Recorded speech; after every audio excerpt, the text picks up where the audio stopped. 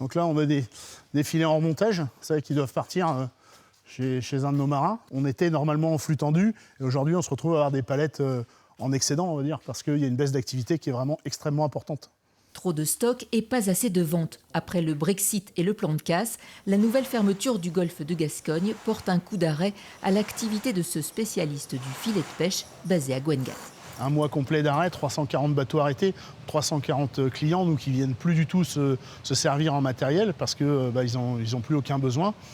Et sur 2 ans, ça représente une perte sur cette activité-là de 40% à peu près de chiffre d'affaires.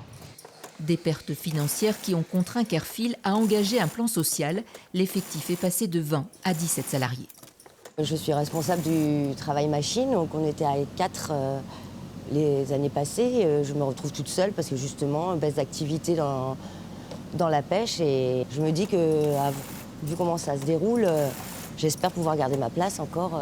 Créée en 1938 à Douarnenez, l'entreprise familiale, reprise il y a 3 ans par 2 de ses salariés, est leader national du cordage. Mais pour la première fois cette année, la plaisance génère plus de volume que la pêche professionnelle. Illustration sur le quai d'expédition. Pour un départ aujourd'hui, c'est uniquement la plaisance. Donc vous voyez le volume.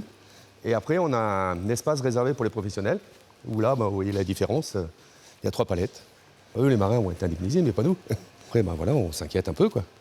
L'activité loisir ne compense pas les pertes de la pêche et sur l'enveloppe de 20 millions d'euros du plan cétacé, aucune indemnité n'est prévue pour les industriels qui lancent un SOS.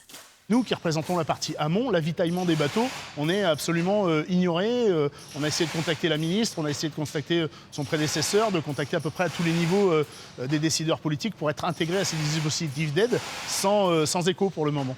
Pour se faire entendre, pour défendre un savoir-faire et la survie de la filière, Kearfil a décidé de se regrouper en association avec les plus gros équipementiers de pêche européens.